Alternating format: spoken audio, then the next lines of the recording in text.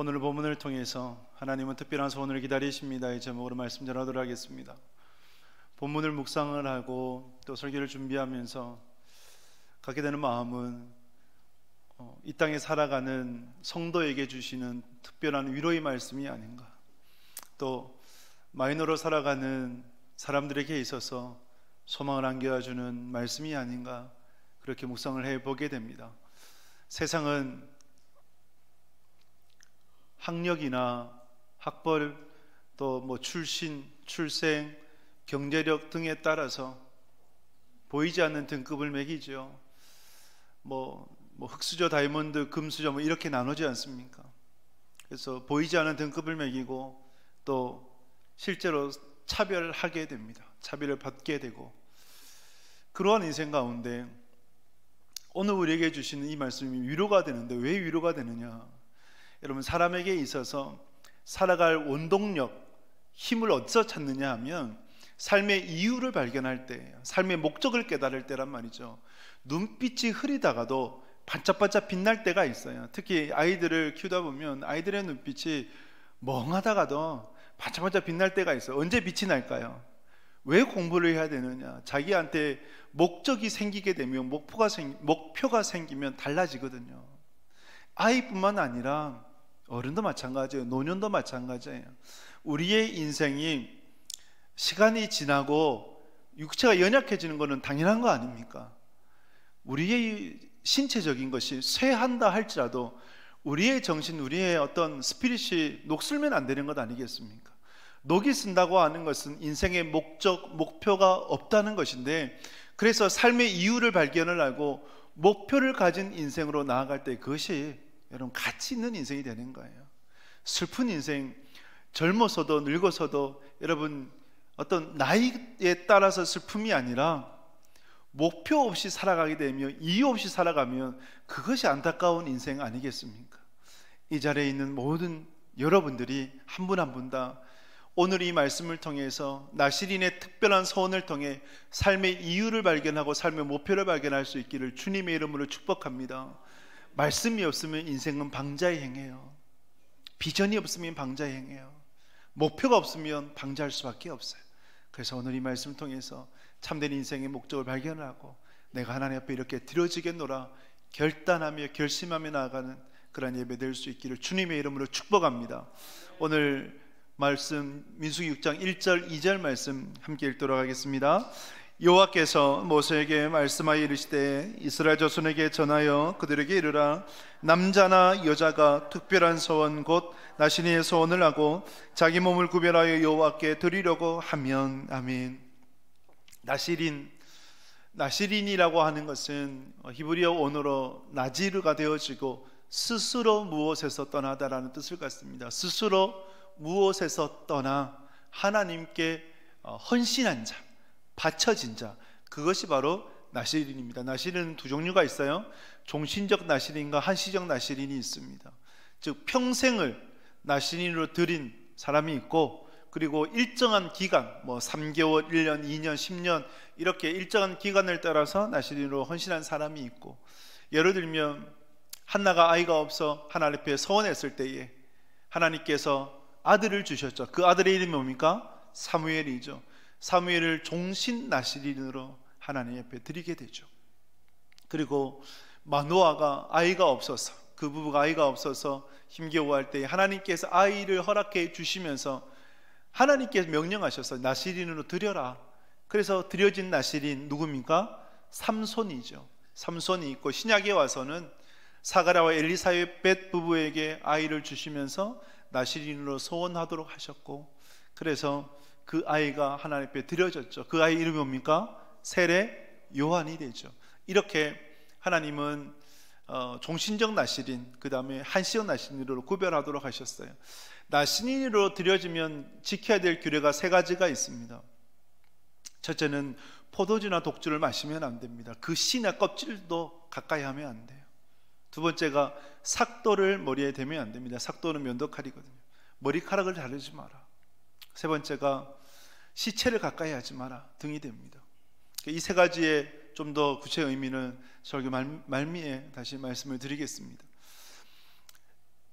나시린으로 소원을 했어도 그 소원을 제대로 지키지 못할 수 있지 않습니까?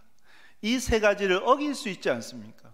근데 오늘 본문에 보면 하나님께서 그것을 또 감안하셔서 만약에 소원을 지키지 못했을 때 산 비둘기 2마리나 집 비둘기 2마리를 갖고 와서 제사장이 드리고 속죄 제물로 그리고 번제물로 드려라. 그리고 그 제사를 드림을 통해서 하나님 앞에 용서를 구하고 지금까지 드려진 날들은 무효로 하고 새로운 날을 정해서 하나님 앞에 나시린으로 헌신케 하셨습니다. 나시린의 정한 날이 다 차면 어떻게 되었을까요? 예를 들면 1년을 정했다. 제가 나시린으로 1년 동안 살겠습니다. 정했어요. 1년이 다 찼습니다. 그러면요, 정한 규례에 따라서 제사를 드리고 1년 후는 이제 본래의 삶으로 돌아가도록 그렇게 하나님께서 말씀을 하셨습니다. 여러분, 질문을 하나 던지게 됩니다. 하나님께서는 무엇 때문에 나시린 제도를 만드셨을까요? 지금 민수기 6장이거든요. 민수기 5장을 우리가 살펴보면 지난주에 우리가 말씀을 보았듯이 민수기 5장은 제사장과 레위 지파, 레위인을 세우는 하나님께서 구별하셔서 선택하신 그 말씀이었습니다. 제사장은 누구입니까? 아론과 그의 아들들이 제사장이에요. 레위인은요, 레위 지파에 속한 사람들. 이 두 부류의 이제 공통점이 있죠. 뭡니까? 출생이죠. 태어나면서부터예요. 그러면 이것을 내가 선택할 수 있습니까? 없습니까? 선택할 수 없지요. 그리고 다른 사람이 그 제사장의 삶을, 레위인의 삶을 원한다 하더라도 들어올 수 있습니까? 없습니까? 들어올 수 없어요. 그래서 히브리서에서는 이렇게 말씀을 합니다. 히브리서 5장 4절에 보면 같이 읽습니다. 이 종기는 아무나 스스로 취하지 못하고 오직 아론과 같이 하나님의 부르심을 받은 자라야 할 것이니라. 아멘. 이 종기는 제사장으로서의 종기, 레위인으로서의 종기는 아무나 스스로 취하지 못해. 오직 부르심을 받아야 되는 거예요. 아론의 자손이 아니에요. 또 레위 지파에 속하지도 않았어요. 그러면 다른 지파에 속한 사람들이 제사장을 보면서 레위인들을 보며 부러워할 수 있겠죠. 나도 저렇게 하나님 앞에 예배를 수종드는 자로 그렇게 섬기고 싶은데 나는 그렇게 드려줄 수 없을까? 이 마음 가질 수 있지 않겠습니까?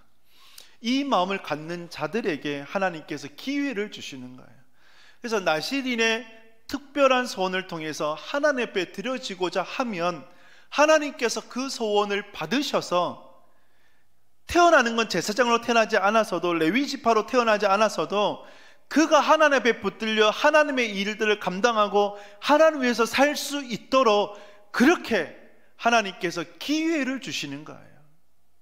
여러분, 이거는 타 종교에서 찾아볼 수가 없어요. 예를 들면 카스트 제도를 보면 넘지 못하는 신분이 있죠. 신분의 벽이 있어요. 아직도 불가촉 천민이 있고 어떤 신에 대한 제사를 집전하고 싶어도 브라만이 아니면 절대 할 수 없는 것이 카스트 제도. 여러분, 이 서원이, 나시린의 특별한 서원이 남자에게만 해당되었겠습니까? 여자에게도 해당되었겠습니까? 남자와 여자가 함께 남자든지 여자든지. 이 시대 때에 여성의 인권이 있습니까? 없어요. 그런데 여성이라도 하나님 앞에 헌신하고 서원을 하며 하나님께서 받으셨다는 것이고, 대표적인 예가 누가 있을까요? 드보라 아닐까요? 사사시대 여선지자 드보라, 하나님 앞에 서원을 하고 드리고 쓰임받았던 그 여인. 이렇게 하나님은 남자든지 여자든지 출생에 따라서 어떤 신분에 따라서 그것을 다 무너뜨리고 누구에게나 기회를 주시는 공평하신 하나님, 참 좋으신 하나님 아닙니까? 세상은 등급을 매겨요. 메이저, 마이너로 매겨요. 그리고 보이지 않는 차별을 해요.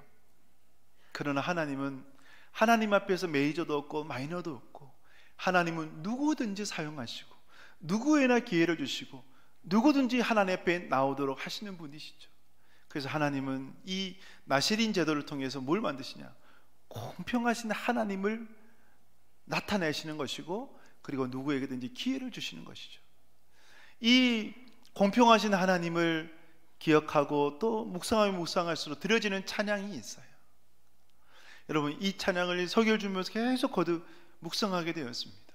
한번 불러보면, 나 가진 재물 없으나, 나 남이 가진 지식 없으나, 나 남에게 있는 건강 있지 않으나, 나 남이 없는 것 있으니,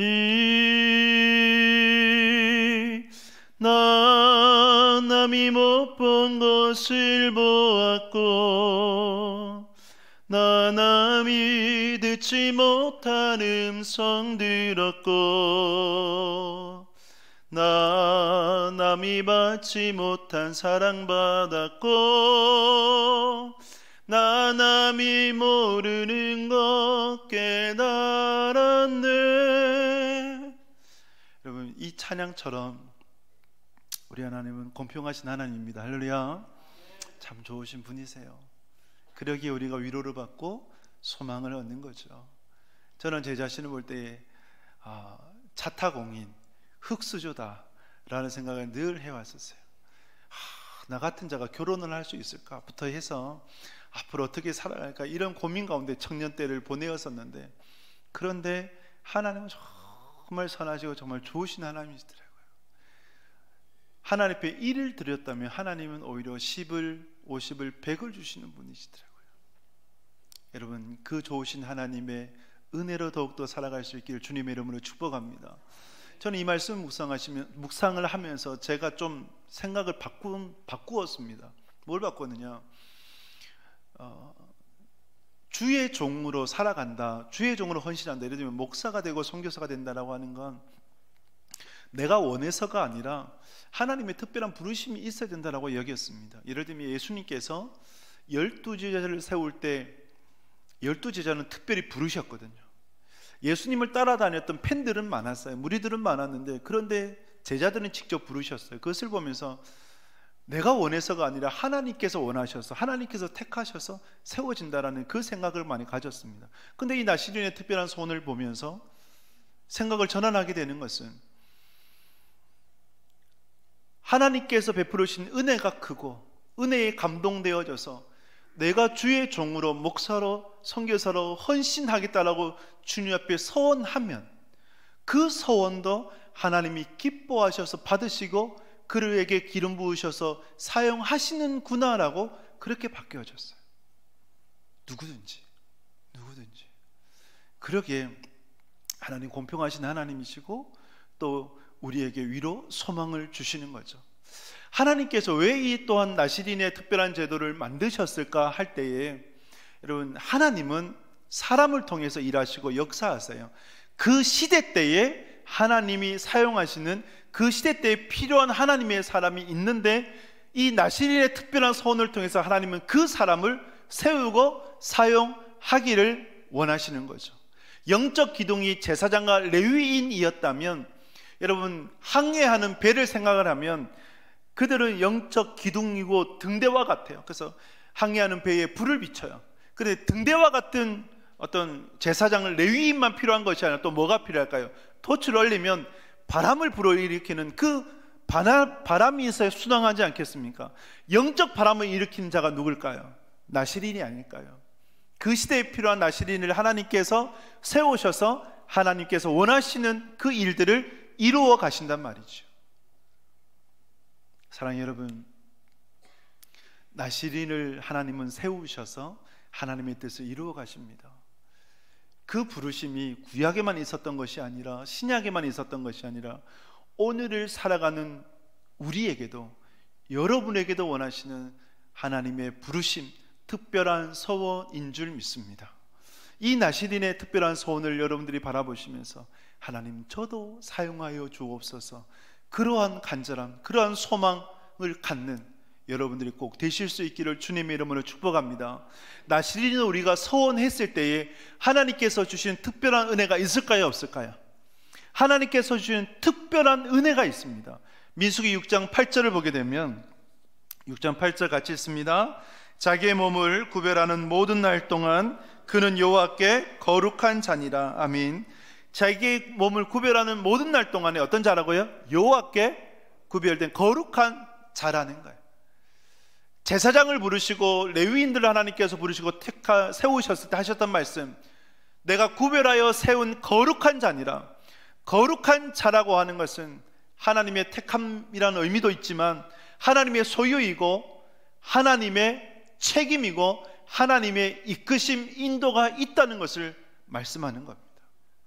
나시린으로 특별히 소원했을 때에 하나님께 되어진 자이기 때문에 하나님께서 그 인생마다 베푸시는 은혜가 있고 특별한 역사가 있습니다.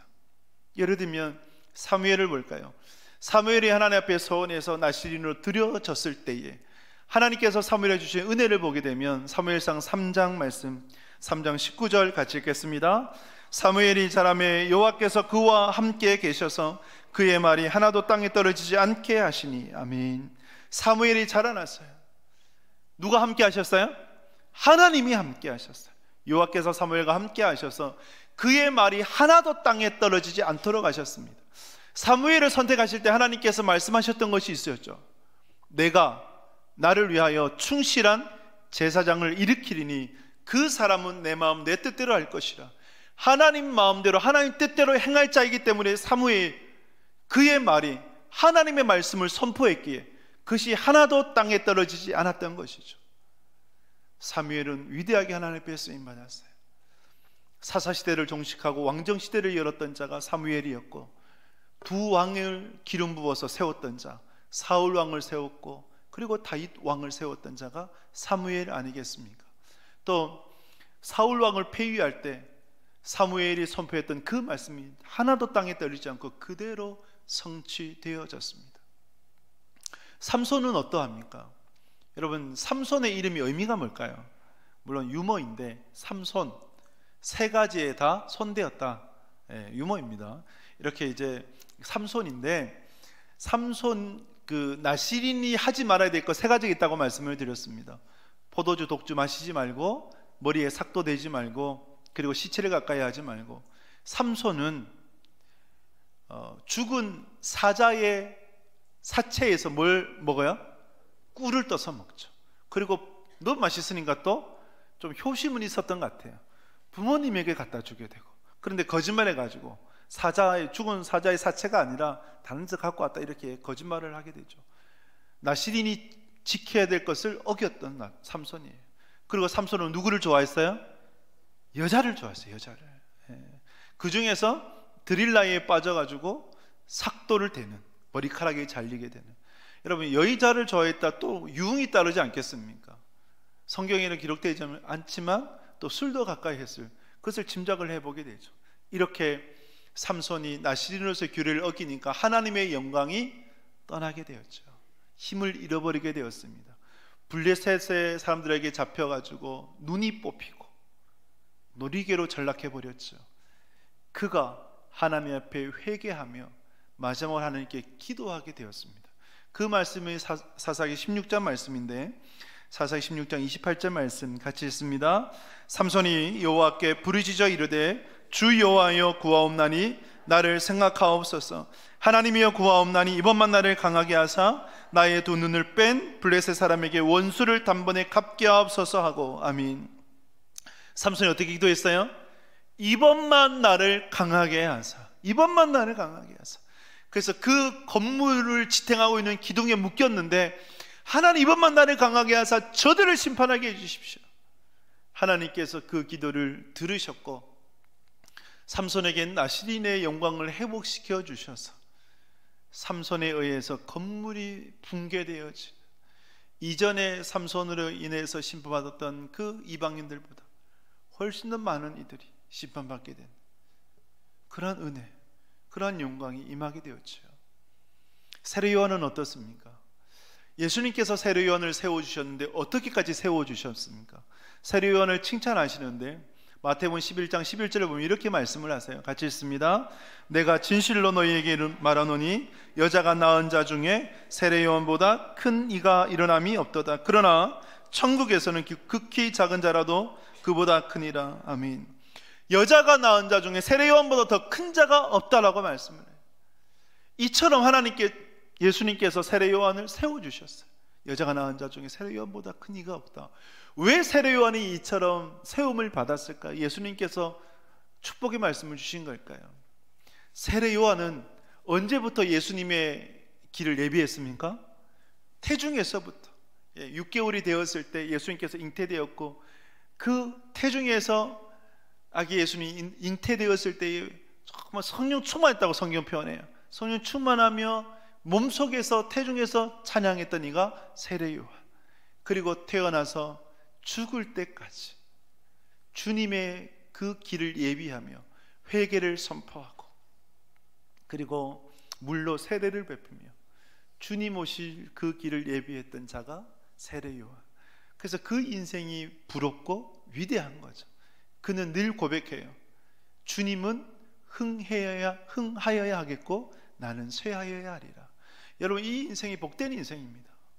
여러분들 통해서 하나님 주님이 흥하시고 여러분들이 쇠하는 그런 복된 인생 살아갈 수 있기를 주님의 이름으로 축복합니다.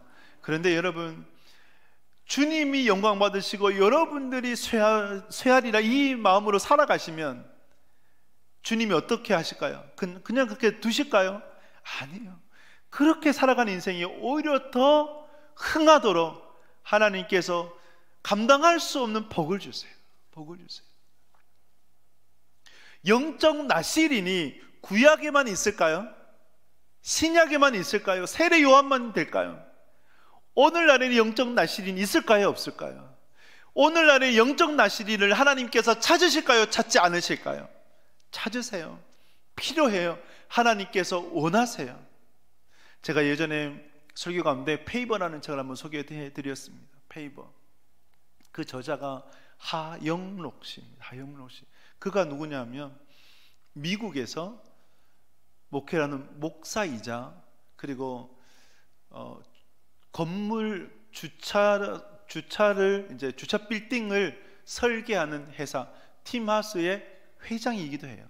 목사이기도 하고 기업의 회장이기도 한 그 사람, 페이버라는 책을 썼죠. 한번 제가 말씀을 드렸었습니다.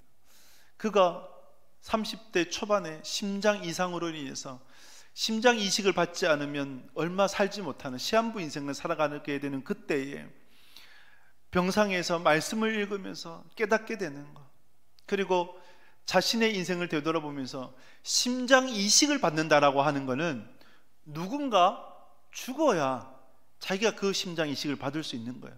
그래서 자기가 살려면 누군가가 죽어야 되는 거예요. 참 기막히지 않습니까? 하나님, 누군가 죽고 저 좀 살려주세요 이렇게 기도할 수도 없잖아요. 그래서 말씀 보면서 하나님 앞에 서원한 게 뭐냐면, 하나님, 제게 만약에 심장 이식의 기회가 주어진다면 이제부터는 저를 위한 인생이 아니라 저에게 심장을 준 그를 위한 인생으로 살아가게 하시고 주님을 위한 인생으로 살아가고 싶습니다. 그 서원을 드리게 돼요. 그리고 특별한 은혜 가운데 심장 이식을 받게 되고 건강을 되찾았어요. 서원을 했잖아요. 서원 기도를 드렸잖아요.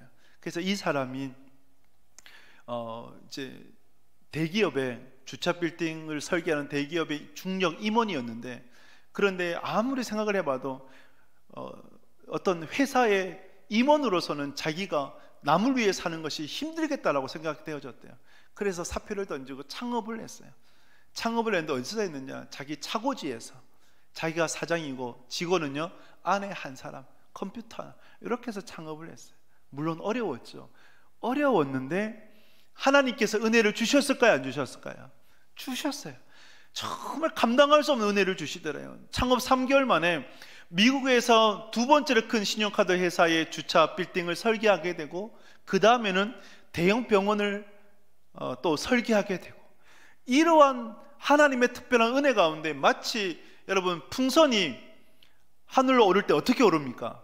바람이 불어주면 수직 상승하잖아요. 자신의 인생이 또 자신의 기업이 그렇게 수직 상승하는 것을 느꼈대요. 페이보로 살고 하나님 앞에 헌신해서 특별한 나실인의 그런 소원을 하나님 앞에 드려지니까 하나님께서 기름 부으시는데, 은혜 주시는데 감당할 수 없는 만큼 은혜를 주신다. 미국에서 굴지의 회사가 되었고, 심지어는 2012년도에는 오바마 대통령의 인준을 거쳐서 국립건축과학회위원으로 위촉이 되었고, 그리고 15년도에는 책이 나와서 베스트셀러가 되어지고, 그러한 인생을 살게 된다. 제가 뭘 말씀드리고 싶으냐, 오늘날에도 영적 나실인이 필요하다. 그리고 하나님 앞에 영적 나실인으로 드려지고자 하면 하나님께서 주신 특별한 은혜가 있다는 것입니다. 할렐루야. 그 은혜를 누리는 여러분 될 수 있기를 주님의 이름으로 축복합니다. 여러분들이 누리셔야 되지 않겠습니까? 여러분들의 아들, 딸이 누려야 되지 않겠습니까? 여러분들의 손자, 손녀가 누려야 되지 않겠습니까? 특별한 나실인으로서 여러분, 특별한 사람이 드려지는 것이 아니라 누구든지 드려질 수 있는 거예요. 남자든지 여자든지 하나님 앞에 서원을 하면 하나님께서 그것을 받으셔서 기름 부으신다는 거예요. 그래서 제가 이 말씀이 위로가 되어지고 소망이 되어지고, 하나님 저도 그렇게 되고 싶습니다라는 간절함이 생기게 되는 거죠. 그러면 어떻게 나실인이 될 수 있을까요? 민수기 6장 2절을 다시 한번 같이 읽도록 하겠습니다. 6장 2절입니다. 이스라엘 자손에게 전하여 그들에게 이르라. 남자나 여자가 특별한 서원 곧 나실인의 서원을 하고 자기 몸을 구별하여 여호와께 드리려고 하면, 아멘. 나실인이 되려면 첫 번째 뭘 해야 됩니까? 서원을 해야 돼요. 서원 기도를 하나님 앞에 드릴 수 있어야 됩니다. 하나님, 제가 나실인으로서 스스로 무엇에 받쳐진 자, 구별된 자, 하나님 제가 나실인으로 살고 싶습니다. 오늘날 필요한 영적 나실인으로 살고 싶습니다. 제가 말씀드렸죠. 저희 어머니가 둘째 누나를 가졌을 때 서원 기도드려서 하나의 아들을 주시면 이 장손에 맏며느리에 그렇게 이제 시집 왔는데, 근데 첫째 딸을 낳다 보니까 너무 힘들었대요. 시집생활 너무 힘들고 저희 할머니가 너무 구박해가지고 둘째부터는 서원 기도를 한 거예요. 근데 둘째도 뭐 낳았을까요? 딸 낳고, 셋째도 딸 낳고, 넷째도 딸 낳고, 다섯째 쟤를 낳은 거예요. 저한테 상의도 안 하고. 그래서 이제 서원 기도를 하신 거죠. 근데 저희 어머니가 그 서원 기도를 지켰을까요? 안 지켰을까요? 안 지켰어요. 저한테 한 번이라도 내가 서원했으니까 네 목사 돼야 된다 그런 말씀 한 적이 없어요. 왜 안 하셨을까요? 목사가 힘든 걸 아셨거든요. 시골교회 다니면서 목사님 너무 힘들고 여러 가지 어려움 많이 보시니까 그 말씀을 안 하시는 거예요. 저도 나중에 그것을 알고 어머니의 서원기도 때문에 목사가 되어야 되는 것은 맞지 않고, 하나님 은혜 주시면 부르시면 제가 목사하겠다. 왜냐하면 저도 목사하기 싫어가지고 그렇게 여겼는데, 근데 하나님이 은혜 주셔서 불러주셔서 지금 이렇게 목사가 되고 목회를 하고 있습니다. 그래서 저를 통해서 또 어머니의 서원이 어떻게 보면 제 이행이 된 것 아니겠습니까? 서원 기도를 하나님 앞에 드릴 수 있어야 됩니다. 특별한 서원. 그 다음에는요, 6장 3절을 볼까요? 6장 3절 같이 읽습니다. 포도주와 독주를 멀리하며 포도주로 된 초나 독주된 초를 마시지 말며 포도즙도 마시지 말며 생포도나 건포도도 먹지 말지니. 아멘. 뭘 마시지 말라고요? 포도주, 독주, 한마디로 하면요, 술이에요. 왜 술을 먹지 말라고 할까요? 여러분, 술은 죄 짓는 공장이에요. 죄 짓는 공장.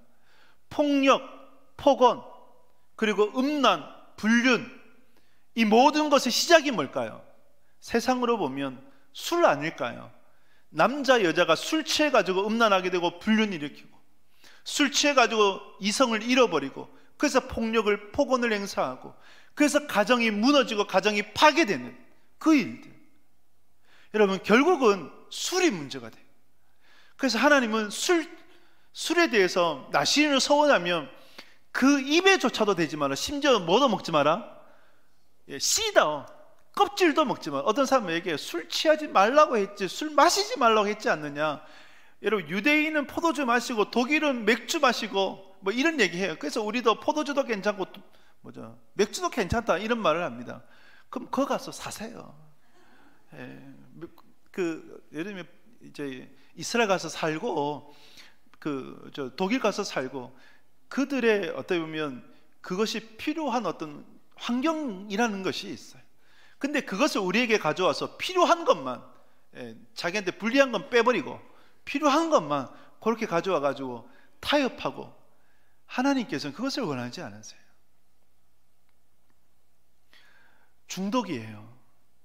술을 가까이 하면 결국은 술에 중독되어져서 이성이 마비되고 육체의 본성을 따라 살아가게 되는, 어떤 집사님이 담배를 피는데, 그래서 이제 집에 그 베란다 나와가지고 담배를 이렇게 펴려고 앉으니까 옆에 누가 있더래요. 누가 있었을까요? 3살 난 아들이 있었대요. 아들이 똑같이 아빠랑 쪽으로 앉아가지고 손 모으고 있더래요. 그걸 보고 깜짝 놀라가지고, 내가 이랬다가 우리 아들도 내 꼴 되겠다 이 싶어가지고 그때부터 결심하고 담배도 끊었다고 그래요. 포도주, 독주뿐만 아니라 건 과일조차도 먹지 말고 신학 껍질도 먹지 마라. 팔레스타인에 있어서 맛있는 과일 중에 하나가 말린 과일이에요. 건 과일이에요. 근데 그것조차도 먹지 마라 하는 것은 그 죄에 대해서 근처도 하지 마라, 얼씬도 하지 말라는 주님의 말씀이 되어집니다. 우리가 하나님 앞에 특별한 소원을 하고 드려지고자 할 때에 이러한 포도주를 가까이 하지 않는, 죄 짓는 것에는 근처도 가지 않는 여러분들 될 수 있기를 주님의 이름으로 축복합니다. 나시린으로 소원했을 때 우리가 지켜야 될 것이 뭐냐 할 때에 6장 5절 말씀 같이 했습니다. 그 소원을 하고 구별하는 모든 날 동안은 삭도를 절대로 그의 머리에 대지 말 것이라. 자기 몸을 구별하여 여호와께 드린 날이 차기까지 그는 거룩한지 그의 머리털을 길게 자라게 할 것이며. 아멘. 머리털을 자르지 말라고 했습니다. 삭도는 면도칼이에요. 면도날이에요. 그것을 머리에 대지 말고 머리카락을 자르지 마라. 왜 삭도를 대지 말라고 하셨을까요? 우리나라도 비슷한 문화이죠. 여인이 결혼을 하면 어떻게 합니까? 머리에 뭘 꽂아요? 비녀를 꽂았죠. 예전에는. 왜 비녀를 꽂았을까요? 머리를 올리고, 그죠? 비녀를 꽂고, 그 이유는 내가 결혼했다라는 상징이 되어지고, 그리고 나는 임자가 있습니다, 주인이 있습니다, 그런 의미가 되어지는 거죠. 유대인도 마찬가지였어요. 유대인들은 머리에 키파라는 모자를 썼습니다. 이 머리에 권위를 상징을 하고, 이 권위는 하나님께 있다, 하늘에 있다라는 의미가 되어졌어요. 즉 머리에 삭도를 대지 않는다는 그 의미는 외형상으로 머리가 길면 저 사람은 나시린이야 라고 하는 것이 다른 사람이 보여졌고, 또 다른 사람이 알면 행동이 더 조심하겠죠. 그것이 사람이잖아요.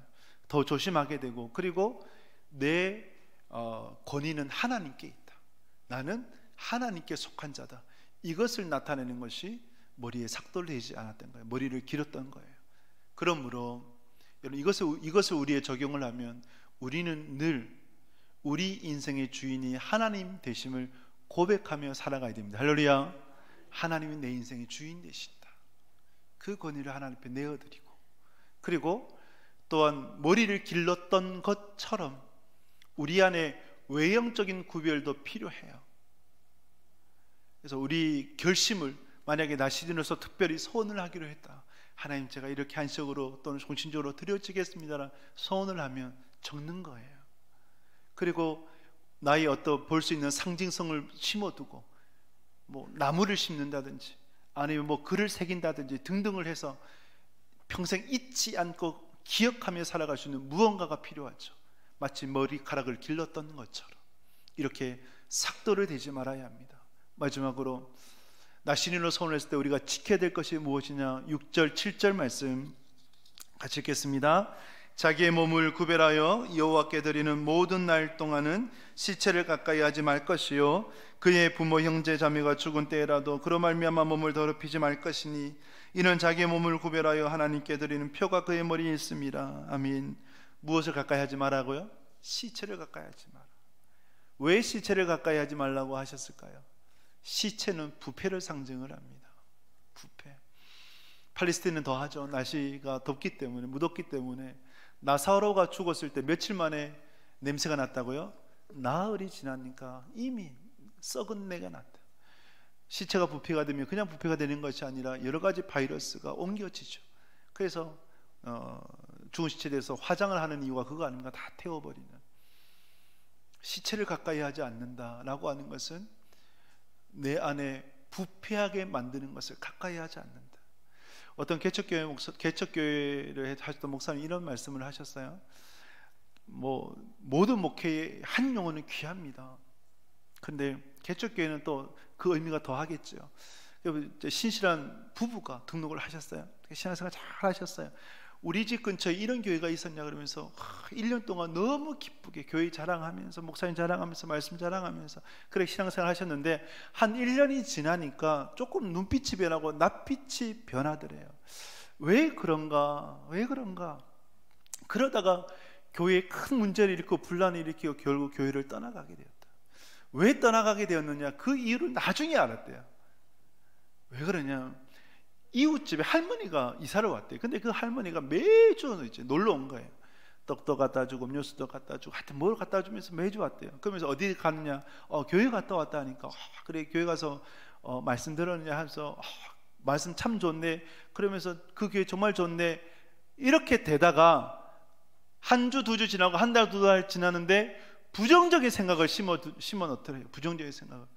그건 아닌 것 같은데, 그것은 잘못된 것 같은데, 그 교회 이상한데, 그 목사님 이상한데, 이런 생각을 집어넣으니까 한 1년이 지나니까 교회에 대한 부정적인 생각으로 가득했대요. 그러니까 신앙생활에 있어서 제대로 하지 못하고 결국 문제를 일으키고 떠나가게 되는. 그런데 그 할머니가 누군지 아세요? 다른 지역에서 파송된 이단의 선교사였대요. 그 사람을 무너뜨리려고. 그럼 이것을 우리에게 적용을 하면 내 신앙에 마이너스가 되는, 내가 가까이 했을 때 오히려 교회에 부정적인 생각을 심어주는, 여러분 그것이 우리의 뭘까요?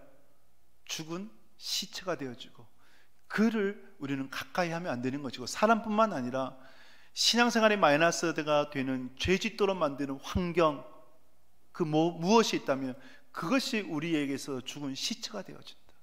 그래서 우리는 그것을 잘라내야 된다는 것입니다.